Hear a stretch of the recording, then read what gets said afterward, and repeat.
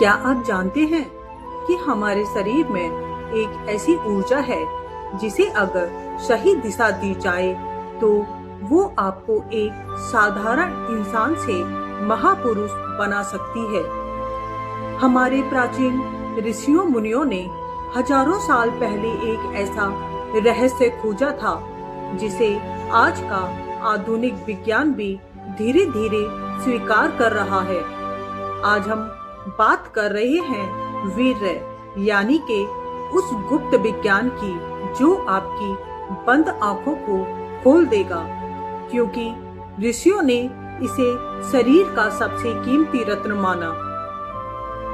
क्यों ब्रह्मचर्य को चक्रवर्ती सम्राट बनने से भी बड़ा दर्जा दिया गया है, आइए जानते हैं इस वीडियो में। हमारे आयुर्वेद और सनातन ग्रंथों में शरीर के पोषण के लिए सप्त धातु का सिद्धांत बताया गया है।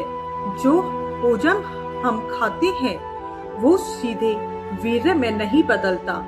सबसे पहले भोजन से रस बनता है, रस से रक्त बनता है, रक्त से मांस बनता है, मांस से मेद बनता है, मेद से अस्थि बनती है, अस्थि से मज्जा बनता है और मज्जा के सबसे शुद्ध और अंतिम निचोड़ से वीर्य का निर्माण होता है। ऋषियों के अनुसार भोजन के रस से वीर्य बनने की इस पूरी प्रक्रिया में लगभग 30 दिन और 4 दिन का समय लगता है। यानी जो ऊर्जा इतनी मेहनत और समय के बाद बनती है उसे क्षणिक सुख के लिए नष्ट कर देना अपने ही जीवन की नींव को कमजोर करने जैसा है। ऋषियों ने बताया है कि वीर्य केवल एक शारीरिक द्रव्य नहीं है, बल्कि यह ब्रह्मांडीय ऊर्जा का एक रूप है। जब कोई व्यक्ति ब्रह्मचर्य का पालन करता है और अपनी इस ऊर्जा को नष्ट होने से बचाता है तो यह ऊर्जा शरीर आयुर्वेद ऊपर के की अनुसार ओर गति करने लगती है।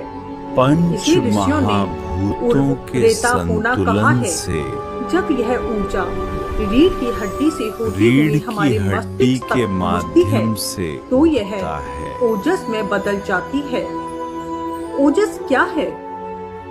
चेहरे पर एक दिव्य चमक, आंखों में एक गजब का आकर्षण और तेज, एक ऐसी इच्छा शक्ति जिसे कोई हिला ना सके और एक ऐसी बुद्धि जो किसी भी मुश्किल काम को आसान बना दे। आज का आधुनिक समाज और कई पश्चिमी शोध भले ही इसे सामान्य मानते हों, लेकिन दुनिया के महानतम वैज्ञानिकों, विचारकों और योद्धाओं का इतिहास कुछ और ही कहता है। Nikola Tesla, Swami Vivekananda, sir Isaac Newton और महान मुक्केबाज मोहम्मद अली, इन सभी महापुरुषों ने अपनी जीवनी में स्वीकार किया है कि उन्होंने अपनी यौन ऊर्जा को रिचैनल करके ही मानसिक और शारीरिक शिखर को छुआ था। जब आप इस ऊर्जा को बचाते हैं तो आपके मस्तिष्क में डोपामाइन का स्तर संतुलित होता है, आपका फोकस 10 गुना बढ़ जाता है, डिप्रेशन और एंजाइटी खत्म होने लगती है और आपकी याददाश्त फौलादी बन जाती है। ऋषियों ने केवल वीर्य को बचाने के लिए नहीं कहा, बल्कि उसे रूपांतरित करने का तरीका भी बताया। अगर आप केवल ऊर्जा को रोक कर रखेंगे और उसे सही दिशा नहीं देंगे तो वह कुंठा या गंदे विचारों का रूप ले लेगी। इसे सही दिशा देने के 3 अचूक तरीके बताए हैं। कठिन शारीरिक परिश्रम, अपनी शारीरिक ऊर्जा को जिम, दौड़ने या योग में लगाएं। मानसिक रचनात्मकता, कला, संगीत, कोडिंग, पढ़ाई या अपने करियर के बड़े गोल्स में इस फोकस का इस्तेमाल करें। रोज सुबह कम से कम 10 मिनट अनुलोम विलोम या कपालभाति प्राणायाम करें, जिससे ऊर्जा स्वाभाविक रूप से ऊपर की ओर बढ़े। दोस्तों, क्षणिक सुख के पीछे भागना बहुत आसान है, लेकिन अपनी ऊर्जा को संजोकर खुद को लीजेंड बनाना असली मर्दानगी और समझदारी है। ऋषियों का यह ज्ञान आउटडेटेड नहीं बल्कि आज के भटके हुए युवाओं के लिए सबसे जरूरी गाइड है।